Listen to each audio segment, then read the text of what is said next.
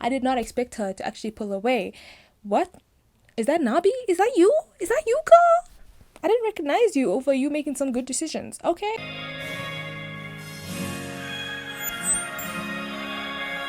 Welcome. This is Moondives, and we are back again to talk about.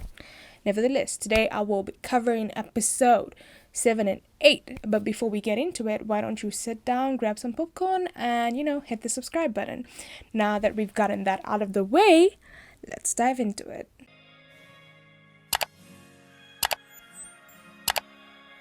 Hyunkyo and Bitna are still fighting, but nothing's new on that front.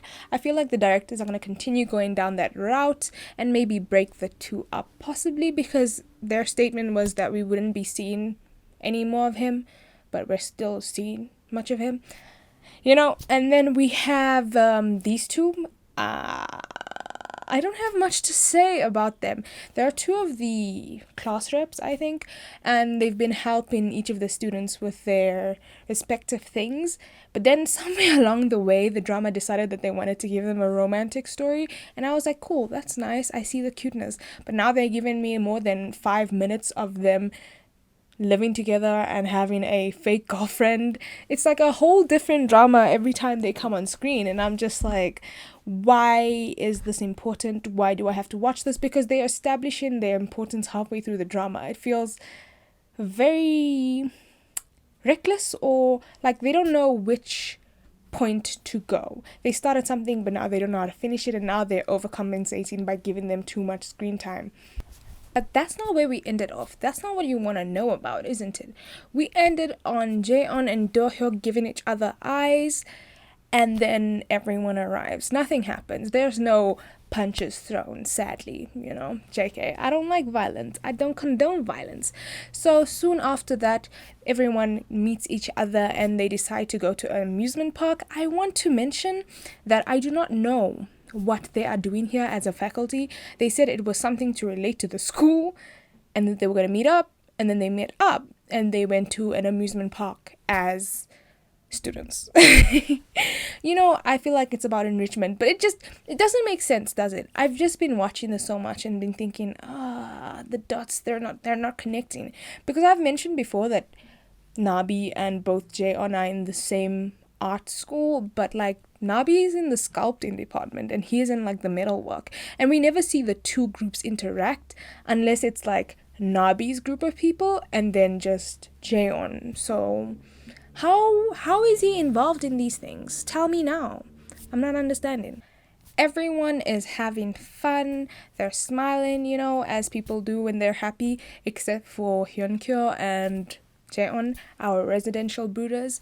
Nabi, during all of this, tries her best to stay away from Jaeon, but as fate would have it, they end up going on the Ferris wheel together. When they get on it, it's like clear that Nabi's uncomfortable, and Jaeon just keeps on giving her eyes. And he even asks her, why didn't you call me on my birthday? And she tells him, you have many people, which is true, which is very true. Why would he tell you that when he was busy sleeping around while he was saying that he missed you? And then he tells her she's pretty, and I'm just like, boy, harder, work harder. Your little tricks, they're not working anymore. You're giving me too much problems. Now, how am I supposed to find you cute? No ways. In another Ferris wheel, we have Yunsol and Jiwan, and they're being extra cute. Yunsol initially didn't want to go onto the Ferris wheel, but because Jiwan wanted to go, she decided to go with her. And so when they're in the ride, Jiwan is actually pretty afraid, and Yunsol holds her hand, and immediately she's like, I'm starting to feel better now. They're so cute. They're so cute. Made up for all of that Jaeon and Nabi business. Eventually, the fun has to end, and so everyone heads back to their accommodation. Nabi is getting eyes from Jaeon, and she's getting eyes from Do-hyuk, but his eyes aren't as successful because they're not being reciprocated. They're having a bonfire, and people get drunk. They play games. Jaeon lets on that he is into Nabi and Nabi only. So does Do-hyuk. Again, not as equally successful because Nabi's eyes are only on one man. Eventually, the night winds down and the two end up together in private, Jaeon and Nabi. And At first, she's really passive aggressive, pushing him at a distance, and then she crumbles under him and she admits that she was really disappointed in that behavior. And they kiss, and he says, what? He says, what? If they don't stop right now, then they won't be able to end it here. And I was like, okay, you'd fallen down that hole again. I wasn't really excited. I wasn't really pulled by it. Honestly, I'm really on Team Do Hyuk. There's no doubt in my mind that he is the better guy, because Jaeon not sorting out his feelings and knowing that Nabi is the person that he wants. He should stop playing with her feelings if he doesn't want to be a commitment guy. But forget about them. I want to end this on a beautiful note. So you know what? We get another Yunsol and Jiwan moment. And that was, again, wow. Like, they've stolen the show. Jaeon and Nabi who? Like, the romance between those two, I don't know it. I don't get it. What happens is Jiwan throughout the night gets extremely drunk, and towards the end of it, Yunsol thinks that it's time for her to go away from all of it because she's starting to cause trouble, and she takes her to her room. As she's there trying to get her prepped for bed, oh my god, I'm still processing those emotions. Jiwon tells her that she's her favorite person, and I'm not saying in a platonic manner, because I don't think you'd go and tell someone that they're your favorite amongst everyone in your life, including your parents, including your whole family. So yeah, there's very good hope. There's much hope there. And if I thought this scene could not get any better, Yunsol tells her not to get her hopes up, but she falls asleep. Oh my god! Wow! Oh my god! But essentially, that is what happens in episode 7. So let's dive into episode 8 now.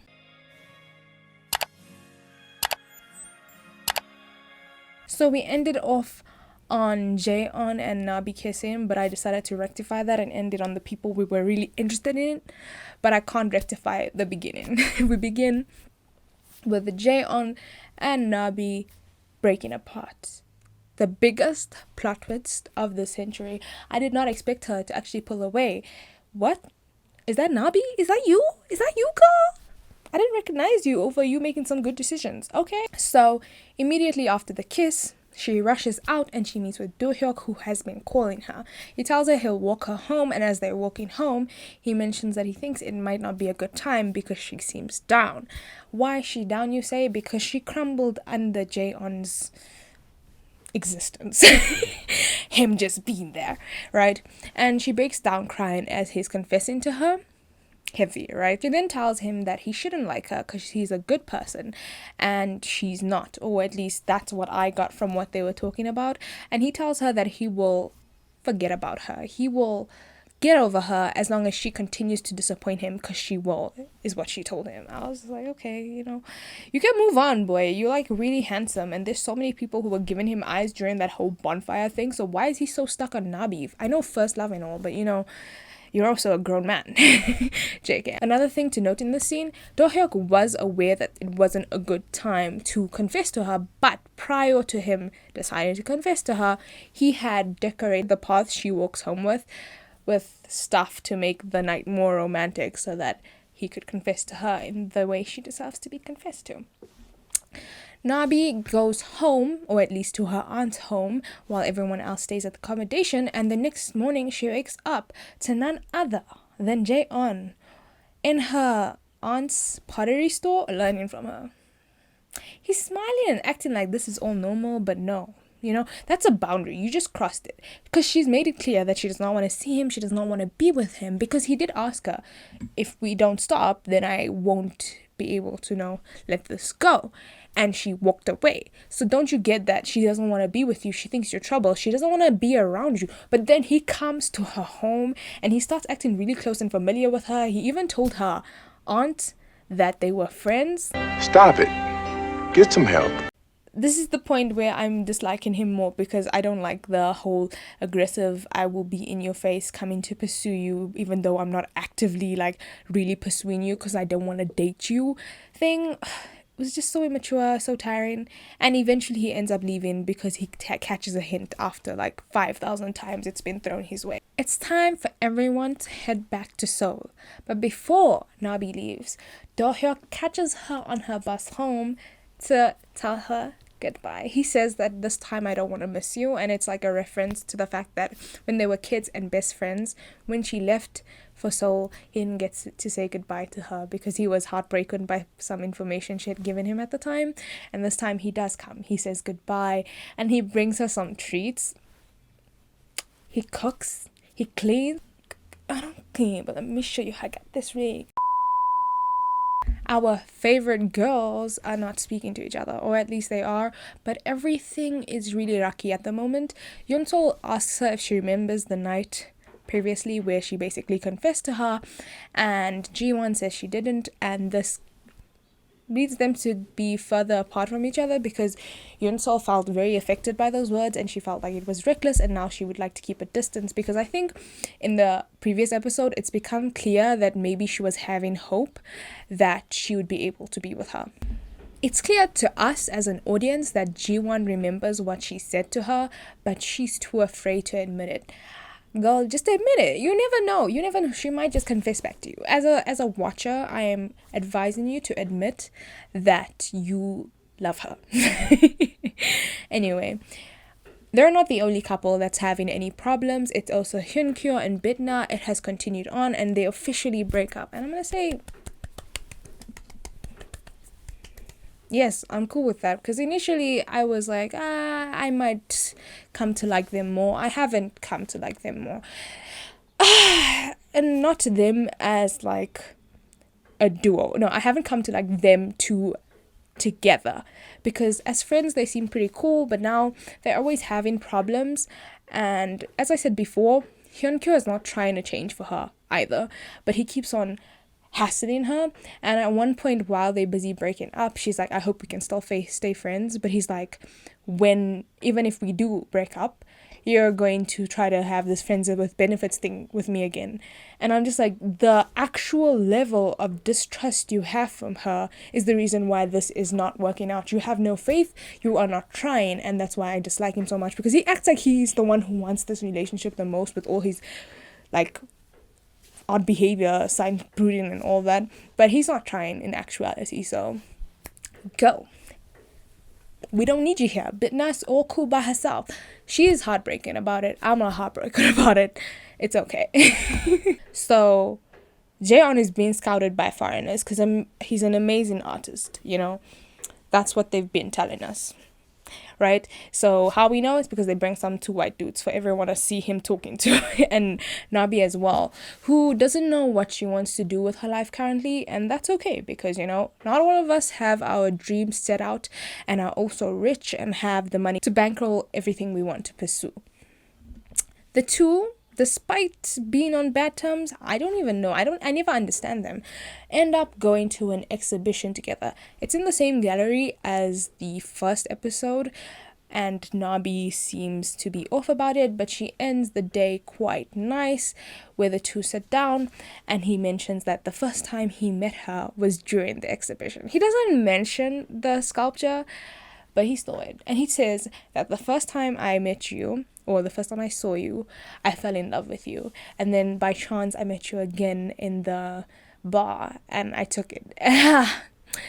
If I was as weak as I was in the first episode, this moment would have been so romantic. But I'm not. I'm over it. The contrast between Do-hyuk and Jaeon is highlighted once again because it shows that Nabi keeps on thinking about how if Jaeon is so interested in her, if he's so this, if he's so that, why doesn't he call her first? Why doesn't he come see her first?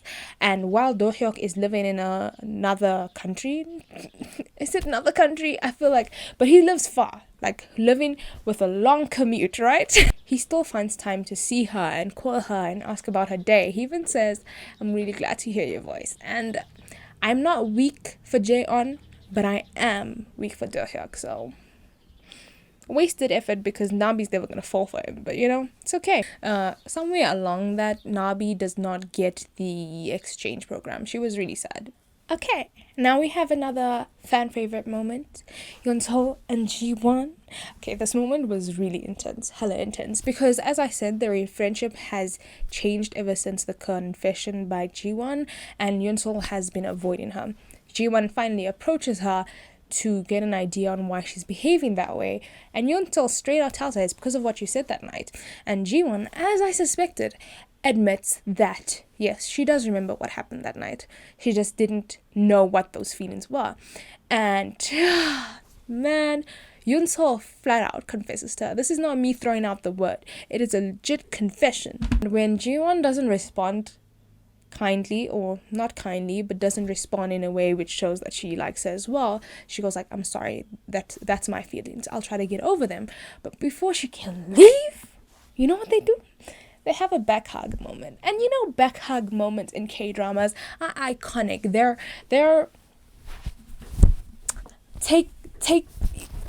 they've pulled at my heartstrings. And this is exactly what it does, because she says, I don't really understand my feelings right now, but what I said wasn't a mistake. And then she runs off.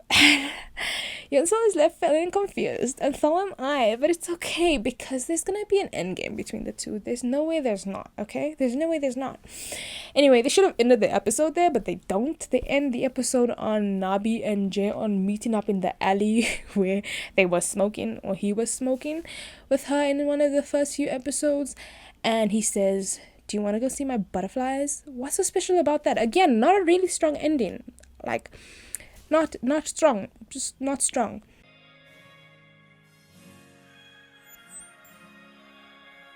As you would have noticed from everything I've said, as well as my previous video, I'm not enjoying Jaeon and Nabi as much.